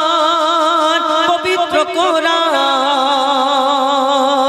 কোনো কিতাব হবে না কোরআনের সমান মোর আল্লাহর বায়ান পবিত্র কোরআন কোনো কিতাব হবে না কোরআনের সমান এই কোরআনের স্বাদ যে মুমিন চেখেছে এই কোরআনের স্বাদ যে মুমিন চেখেছে এই দুনিয়ায় যেন আপে কাউসার পেয়েছে এই দুনিয়ায় যেন আপে কাউসার পেয়েছে এই কোরআন যারা অন্তরে গেঁথে রেখেছে এই কোরআন যারা অন্তরে গেঁথে রেখেছে তাদের সাথে যেন আল্লাহ কথা বলেছে 104 কিতাব নাজিল হয়েছে ওগো 104 কিতাব নাজিল হয়েছে শ্রেষ্ঠ নবী শ্রেষ্ঠ কিতাব পেয়েছে ও শ্রেষ্ঠ নবী শ্রেষ্ঠ কিতাব পেয়েছে এই কোরআন কত জ্ঞানী গুণী বিজ্ঞানী যারা কোরআনকে রিসার্চ করে কেন এই কোরআনে কি আছে কোরআনে কোন জায়গায় কি আছে এই কোরআনকে রিসার্চ করে কেউ ওষুধ আবিষ্কার করেছে কেউ চাঁদে পৌঁছে যাচ্ছে বিজ্ঞানীরা আজকে কত কি বলছে এটা ঠিক এটা ভুল ওটা ভুল আমার নবী আজ থেকে 1400 বছর আগে যেইগুলো বলে গেছিলেন আজকে সেই বিজ্ঞানীরা বিজ্ঞানসম্মত সেই কথাগুলো বলছে আর এই কোরআনকে রিসার্চ করে কত জ্ঞানী গুণী ব্যক্তিরা কোরআনকে রিসার্চ করতে লাগে কোন জায়গায় কি আছে আবার কিছু কিছু মানুষ আছে এই দুনিয়ায় যে যারা কোরআনে এই মনেতে বিদ্বেষ ভর্তি হিংসা ভর্তি যারা কোরআনকে রিসার্চ করে কোন জায়গায় ভুল আছে এই ভুল ধরার জন্য তারা পড়তে লাগে কোন জায়গায় ভুল ওই ব্যাখ্যাটা তুলে ধরার জন্য কিন্তু কোরআনে আল্লাহ এমন নিয়ামত দান করেছেন তারা এই কোরআনের ভুল খোঁজার জন্য ভুল ধরার জন্য পড়তে তারা যখন কমপ্লিট করে নেয় বুঝে নেয় মোকাম্মাল করে নেওয়ার পরে তারা একদিন কলমা পড়ে মুসলমান হয়ে যায় আল্লাহ কোরআনে এমন নিয়ামত দান করেছেন আর আমরা অনেকজনা বোঝার চেষ্টা করি অনেকজনা যত স্পিড হয় আমরা পড়ার চেষ্টা করি কবি ছন্দের মাধ্যমে আরো কি লিখছে দেখো কত জ্ঞানী বিজ্ঞানী কোরআনের বাণী করলো গবেষণা কোরআনের ভুল এক চুল ও খুঁজে পেল না যদি কোনো ইনসান লিখত কোরআন ভুল হতো হাজার কোরআনের বাণী সত্য বাণী তারা করে নিল শিকার মোর খোদার এলান নির্ভুল কোরআন যুগে যুগে হয়েছে প্রমাণ মোর খোদার এলান নির্ভুল কোরআন যুগে যুগে হয়েছে প্রমাণ এই কোরআনের ভুল যা যারা খুঁজতে গিয়েছে, এই কোরআনের ভুল যারা খুঁজতে গিয়েছে, তারা তওবা করে কলমা পড়ে নিয়েছে, তারা তওবা করে কলমা পড়ে নিয়েছে। শেষ কথা, কতজনা কোরআনকে জ্বালিয়ে দিচ্ছে সোশ্যাল মিডিয়াতে, এসে দেখো জ্বালিয়ে দিচ্ছে, পুড়িয়ে দিচ্ছে। কেউ কোরআনের পাতাটা ছিঁড়ে মুখের মধ্যে খেয়ে নিচ্ছে, বলে দেখো কোরআনকে শেষ করে দেবে। কারোর বাপের ক্ষমতা নেই কোরআনকে শেষ করে দেবে। কেন? কোরআনের মালিক তো আমার আল্লাহ। এই কোরআন দুনিয়ার মধ্যে তিনি পাঠিয়েছেন, আর একদিন এই দুনিয়াতে কিয়ামতের সময় এসে যাবে, কোরআনের আর লেখাগুলো থাকবে না, কোরআনের পাতাগুলো প্লেন হয়ে যাবে। এই যত হাফিজের সিনাতে এই দুনিয়াতে যারা মনে করে কোরআনকে মিটিয়ে দেবে, শেষ করে দেবে, যত কাগজের কোরআনকে জ্বালিয়ে পুড়িয়ে ছাই করে যদি সমুদ্রতে ফেলে দেয়, তাহলে জীবনে কোরআনকে মেটাতে পারবে না। কেন? যত হাফিজে কোরআন আছে, যাদের সিনাতে আল্লাহ 30 পারা কোরআনকে মজুদ রেখেছে। অন্য কোনো ধর্মগ্রন্থ এরকম আছে যে হাফেজ মুখস্থকারী কত? আমাদের মুসলমান ধর্মে লক্ষ লক্ষ কোটি কোটি কোরআনে হাফেজ, যাদের সিনাতে আল্লাহ 30 পারা কোরআনকে মজুদ রেখেছে। হ্যাঁ, কবি চন্দ্রের মাধ্যমে সেই সম্পর্কে আরো কি লিখছে দেখো।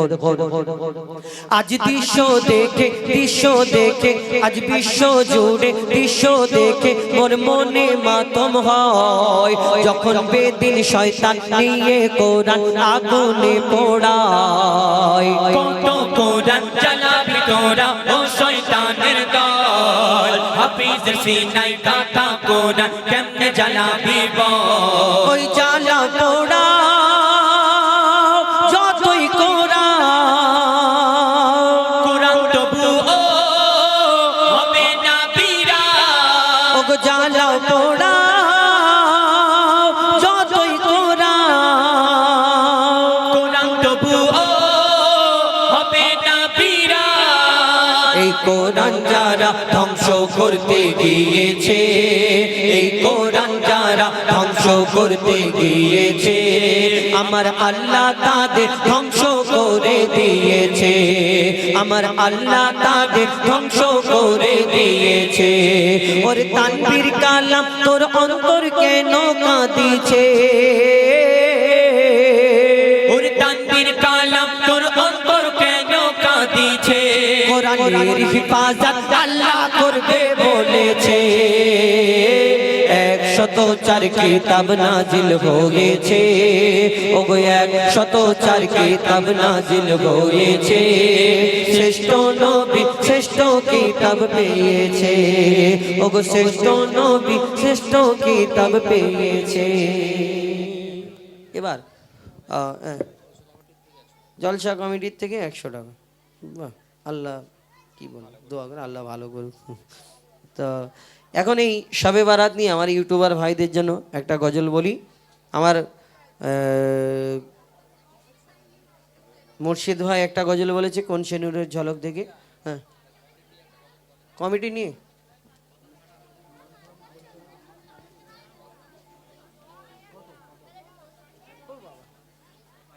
না 200 না, পাথরঘাটা।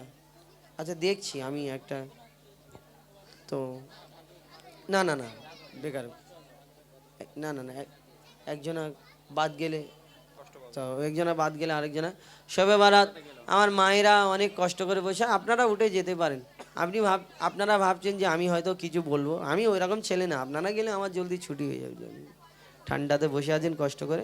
হ্যাঁ, কেটে দেন। শবে বারাত নিয়ে একটা গজল। কেন ইউটিউবার ভাইরা তো এই প্রত্যেক সিজনে একটা করে ছাড়ে, তো সব সময় তো। আর আমরা যে অনুষ্ঠানে যাই, ধরুন আজকে এখানে নতুন এসেছি, এইখানের জন্য আমার সব গজল নতুন, আর আমাকে চেষ্টা করতে হবে আমার যত ভালো ভালো হিট গজলগুলো এখানে গাওয়ার। আমার ইউটিউবার ভাইরা দূর দূরান্ত থেকে ছুটে আসে, যারা ইউটিউবে দেখেন মনে করি একই হচ্ছে, কেন মনে করে না যেন একই হচ্ছে, কিন্তু যেখানে নতুন যায় সেখানে তো আমাকে আমার মতো ফোটাতে হবে।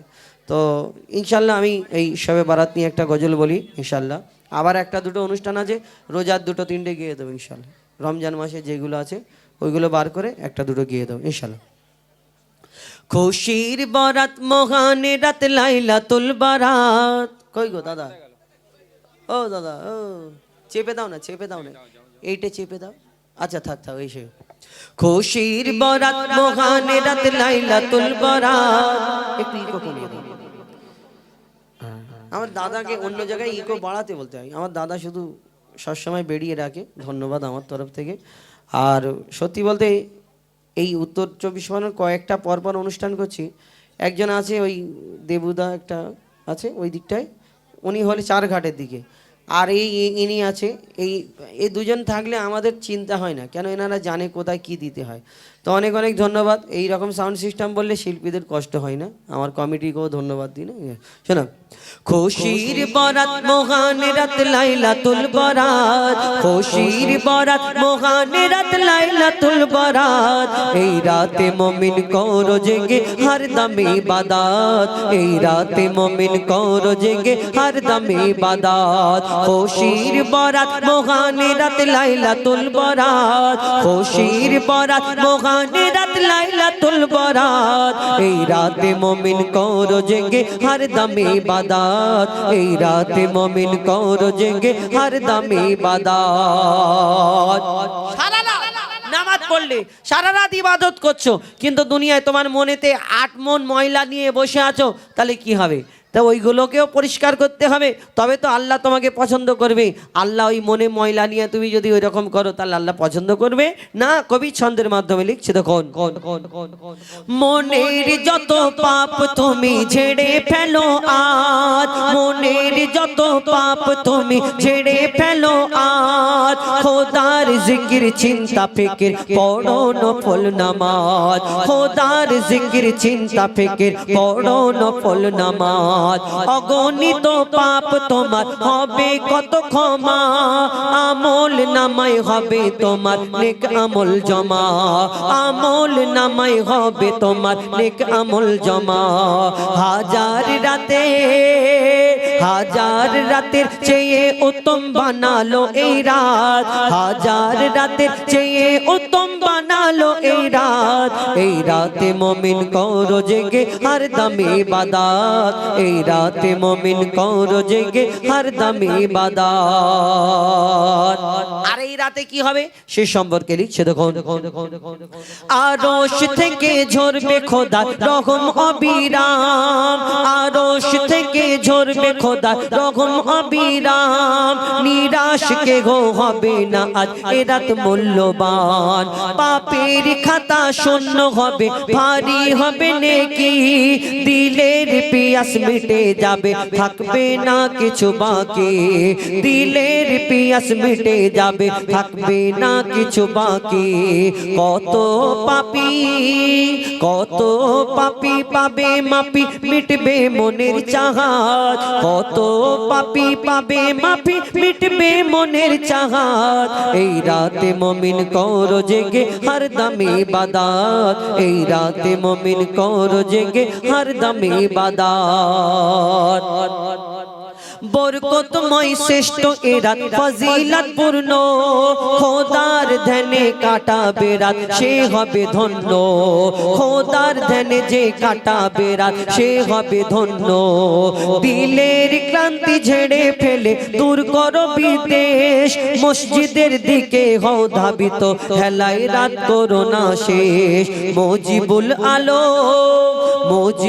আলম করে যা কদর এ যে মহান রাত, মুজিবুল আলম করে যা কদর এ যে মহান রাত, এই রাতে মুমিন করো জেগে হরদম ইবাদত, এই রাতে মুমিন করো জেগে হরদম ইবাদত। খুশির বরাত মহান রাত লাইলাতুল বরাত, খুশির বরাত মহান রাত লাইলাতুল বরাত, এই রাতে মুমিন করো জেগে হরদম ইবাদত, এই রাতে মুমিন করো জেগে হরদম ইবাদত, এই রাতে মুমিন করো জেগে হরদম ইবাদত। এবার হ্যাঁ শেষ শহীদে কারবালা কমিটি ওই যেটা বলছিলাম ওইটাই বলবো, ওই যেটা বললাম ওইটাই বলবো নাকি অন্য বলবো? ওইটাই বলি তাই তো। আর মুর্শিদ ভাই একটু এই গজলটা একটু ছেড়ে দেবে তো, ইউটিউবে দেখতে পাবেন। পাথর কাটার গজলটা স্মৃতি হয়ে থাকবে। আমার ভাই মোটা ভাই ওইদিকে একটা মোটা ভাই আছে, এইদিকে একটা মোটা ভাই, খুব ভালো আমার এনারা। এই যে আর এই কজন আছে, 1 2 3 4 5 6 ছজনে এসছে আজকে। অন্য অন্য দিন তো পুরো রাস্তা জাম করে দেয় সামনে আজকে কম লোক এসেছে। আর ওই আসমানি ভাই কই এসেছে নাকি? ও আসমানি ভাই জমিনে বসে আছে। ঠিক আছে, অনেক অনেক ধন্যবাদ। ইউটিউবে এই ফেসবুকে ছাড়বে। কি গো, এই কি বললো এটা? পাথরঘাটা মাঝের পাড়া, ঠিক আছে। পাথরঘাটা মাঝের পাড়া নূরের সাজে সেজেছে। খারাপ বাদ নেই। নূর মানে আলো। অনেকজন মনে করে বাবা এ তো পিন দিচ্ছে ভালো, আগের বছরে দাওয়াত পাওয়ার জন্য। আমার যদি দাওয়াত আমার বাপ কিসমতে না লেখা থাকে, আমার বাবার ক্ষমতা নেই এখানে চলে আসো, সব তো আল্লাহর ইচ্ছে। শোনো, এই পাথরঘাটা মাঝের পাড়া নূরের সাজে সেজেছে। পাথরঘাটা মাঝের পাড়া নূরের সাজে সেজেছে। প্রতি ঘরে ঘরে ঘরে ঘরে ঘরে ঘরে প্রতি ঘরে ঘরে রহমত খোদার ভরেছে। এই পাথরঘাটা মাঝের পাড়া নূরের সাজে সেজেছে। পাথরঘাটা মাঝের পাড়া নূরের সাজে সেজেছে। এই জলসা কমিটি, এই জলসা কমিটি নূরের সাজে সেজেছে। এই জলসা কমিটির ছেলেরা ছেলেরা ছেলেরা, এই মাঝের পাড়ার ছেলেরা। আমি বললে অনেকজন মনে করবে এদেরকে ওই কি বলে, পাম দিচ্ছে না পিন দিচ্ছে বলে না, ফলাচ্ছে কেন? আমার কোনো দরকার নেই। কেন? শুনুন, এখানে আরো অনেক অনুষ্ঠান হয়। আল্লাহ আল্লাহ রসুলের একটা কথা ভালো করে ভাবুন, একটা ওই জমিনের কুটি আল্লাহর বিনা হুকুমে যদি না নড়ে, আল্লাহর বিনা হুকুমে একটা গাছের পাতা নড়ে না তো ভাই। তাহলে যে এই অনুষ্ঠানটা হয়েছে, এই যে কমিটির সদস্য সিলেকশন হয়েছে, গঠন হয়েছে কমিটিটা, এটাও তো আল্লাহর ইচ্ছাতে। আল্লাহর বিনা হুকুমে কি করে কমিটিটা হয়? আর এনারা যে আল্লাহ আল্লাহ রসুলের কাজ আল্লাহর পছন্দ মোতাবিক এনাদের পছন্দ করেছে। আমি যদি বলি অনেকজনের কষ্ট হবে, অনেকজনা ভাবে ও দিচ্ছে ভালো করে, কিন্তু না। আর দাওয়াতের মালিক আমার আল্লাহ, রিজিকের মালিক আমার আল্লাহ। এনারা যেগুলো করেছেন সেইগুলো কেন? যেখানে আল্লাহ আল্লাহ রসুলের কথা হয়, তারিফ প্রশংসা গুণগান হয়, যাহা জিক্রে হাবিব হোতা হে খুদ খুদা কারিব হোতা হে, ইস महफिल में बैठने वाला आदमी खुश नसीब होता है। এলাকায় অনুষ্ঠান হলে, আল্লাহ আল্লাহ রসুলের কথা হলে, সেখানে বালা মুসিবত আসে না। বেশ, তো এই যে কটা কমিটির সদস্য হুজাইফার গজল শোনার দরকার, এই 50টা 200টা 100টা ছেলে ওই দোরে তালা মেরে দিয়ে 200টা ছেলে মিলে দুটো বক্স লাগিয়ে তো শুনতে পারতো। এই যে অনুষ্ঠানটা করেছে কেন? আপনাদের জন্য সুন্দর বসার ব্যবস্থা করেছে, প্যান্ডেল করেছে আপনাদের জন্য। তাই সেই সম্পর্কে আরো কি বলে দেখুন।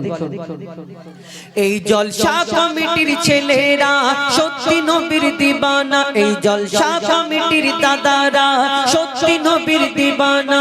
এই কমিটির ছেলেরা সত্যি নবীর দিবানা। নবীকে যারা ভালোবাসে আল্লাহ তাদের ভোলে না। নবীকে যারা ভালোবাসে আল্লাহ তাদের ভোলে না। এরা সচ্চা মুসলমান মুসলমান মুসলমান, ওগো এরা সচ্চা মুসলমান, আল্লাহ এদের মেহেরবান। এরা সচ্চা মুসলমান, আল্লাহ এদের মেহেরবান। বালা বিপদ সরে যাবে, বালা বিপদ সরে যাবে করলে খোদার গুণগান। বালা বিপদ সরে যাবে করলে নবীর গুণগান। এই কমিটির উপর, এই মাঝের পাড়ার উপর, এই জলসা কমিটির উপর খোদার মাদাদ রয়েছে। এই পাথরঘাটা মাঝের পাড়া নূরের সাজে সেজেছে। পাথরঘাটা মাঝের পাড়া নূরের সাজে সেজেছে। আর এই তাকবীর! পাথরঘাটা মাঝের পাড়া। কমিটির নাম বলছি, আসতে হলো কেন? কমিটির কথা বলছি, কমিটি সবাই মিলে জোরে দিতে হবে। তোমরা অনুষ্ঠান করছে, ভালো লাগছে না খারাপ লাগছে? বসে আছে, ভালো লাগছে তো? তাহলে ভালো লাগছে, ওনাদের জন্য ভালো লাগছে তো? ভালো লাগাটা কি? তো ওনাদের জন্য তাকবীর দিতে হবে কেমন জোরে, নারে তাকবীর। তোদের থেকে না আমার আওয়াজ একাই বেশি হচ্ছে, অতজন মিলে। এই পাথরঘাটা মাঝের পাড়া নূরের সাজে সেজেছে। পাথরঘাটা মাঝের পাড়া নূরের সাজে সেজেছে। এবার শেষ গজল বলে, শহীদে কারবালা বলে আপনাদের কাছ থেকে বিদায় নেব। আর মুর্শিদ ভাই, এটা নেক্সট দিন ছাড়ার ব্যাপার নাকি? এটা গিয়ে দেবো, গাইলে ছাড়বেন। কোন সে নূরের ঝলক দেখে মুসা বেহুশ হয়। এটা আমার ছোটবেলার গজল, আমি বাচ্চা তখন এইসব গজল বলতাম। কোন সে নূরের ঝলক দেখে মুসা বেহুশ হয়, ও যার আশার খবর ইনজিলেতে ঈসা নবী দেয়। বেদ পুরাণ গীতাতেও যার নাম পাওয়া যায়, আর গ্রন্থ সাহিব ত্রিপিটক তার ইশারা দেয়। এসে যায় মহাদয়াময়, নবুয়াতের মগর মারা মুহাম্মাদি চেহারায়, তৌহিদ শোনায় কলমার দাওয়াত দেয়।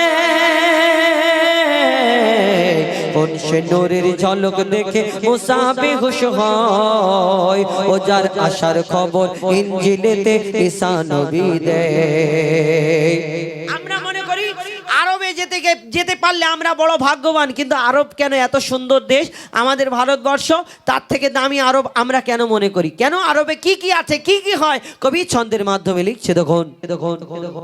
ও আরব ভূমি ধন্য তুমি, পুণ্য তোমার দেশ। ও আরব ভূমি ধন্য তুমি, পুণ্য তোমার দেশ। তোমার বুকে প্রথম নবী আর নবীর শেষ। ও পাক জমি আমায়, ও পাক জমি তোমায় চুমি নমি যে সিজদায়। কেবলা সেথায়, কাবা সেথায়, আর মদিনা সেথায়। সেথায় বাইতুল হিরাম নবীজি করছে আরাম। সেথায় বাইতুল হিরাম নবীজি করছে আরাম। জমজমের পানি এত দামি, মৃত্যু কামিও চায়। সেতা আরাফা আর মুজদালফা কাবায় তো হয়। ও সেতা আরাফা আর মুজদালফা কাবায় তো হয়। আর প্রতি চাঁদে আসোয়াদে হাজিরা চুমা খায়। কোন সে নূরের ঝলক দেখে, কোন সে নূরের ঝলক দেখে, কোন সে নূরের ঝলক দেখে মুসা বেহুশ হয়, ও যার আশার খবর ইনজিলেতে ঈসা নবী দেয়। শেষ কথায় কবি মরহুম আবুল কালাম সাহেব, যিনি লিখেছেন ঘুমিয়ে যারে লাল আমার, যিনি লিখেছেন আল আমিন নবী আমার, যিনি লিখেছেন ও ও সাকিনা আর কেদোনা, ওই ঈদ কা চাঁদ ইশকে হাবিব সাহেব যিনি মারা গিয়েছেন, এই দুনিয়ার মধ্যে আমাদের মধ্যে নেই, মরহুম কবি আবুল কালাম সাহেব, তানার লেখা, তিনি তানার মনের কি ফারিয়াদ ছিল, কবি ছন্দের মাধ্যমে লিখছে দেখুন। ওমর আল্লাহ বলে আইরে চলে ও দুদিনের মুসাফির, সওয়াবের দোকান খুলে রেখেছি নামে নবীজির। ধারে হোক বা নগদে তাড়াতাড়ি কিনতে আয়, বিকেল হলো সন্ধ্যা হবে তখন থাকবে না উপায়। যতই হোক না বাদশা রাজা, সওয়াব কিনতে করলে কাজা।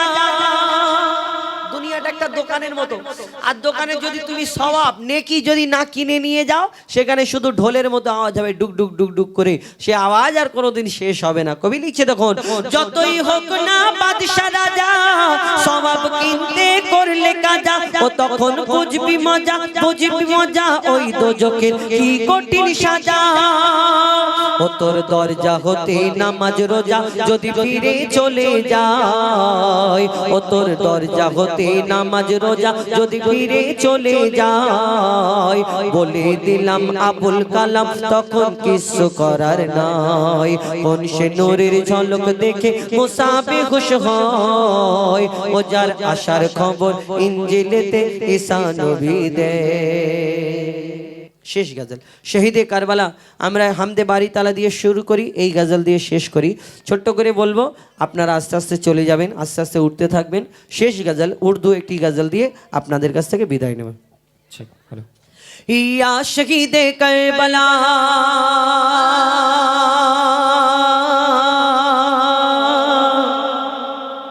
ইয়া শহীদে কারবালা, या शहीदे करबला, या शहीदे करबला, या शहीदे करबला, या शहीदे करबला, या शहीदे करबला, या शहीदे करबला।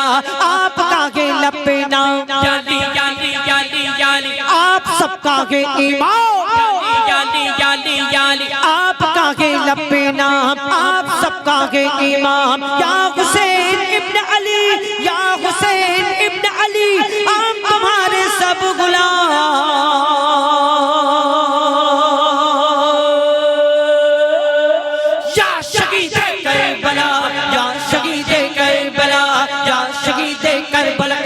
या शहीद करबला या शहीद करबला या शहीद करबला सर कटाया आपने याली याली याली गए लुटाया आपने याली याली याली याली सर कटाया आपने गए लुटाया आपने सर कटाया आपने गए लुटाया आपने करबला के गोद में करबला के गोद में खून बहाया आपने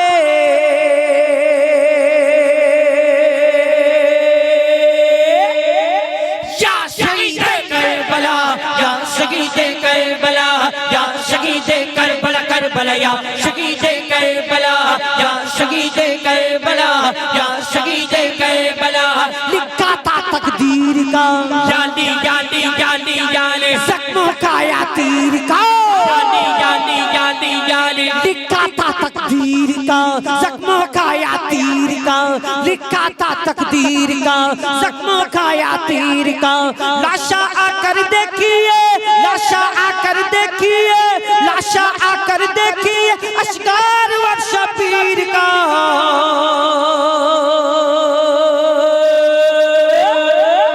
या शहीद करबला या शहीद करबला या शहीद करबला करबला या शहीद करबला या शहीद करबला या शहीद करबला सर कटाया आपने याली याली याली याली गए लुटाया आपने याली याली याली याली सर कटाया आपने गए लुटाया आपने सर कटाया आपने गए लुटाया आपने करबला के गोद में करबला के गोद में करबला के गोद में खून बहाया आपने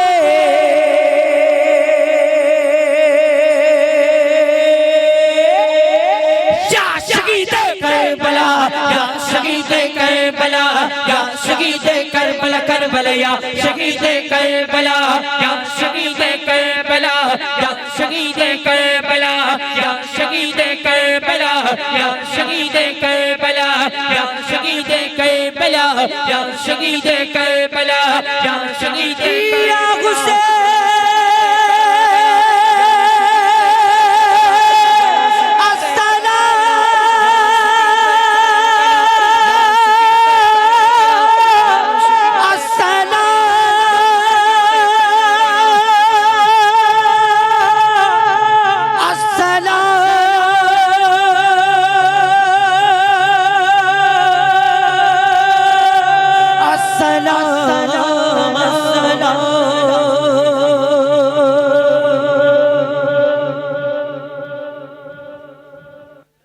আমাদের গাওয়াতে বলাতে ভুল ত্রুটি বেয়াদবি ছোট ভাই বন্ধু হিসেবে ক্ষমা করবেন।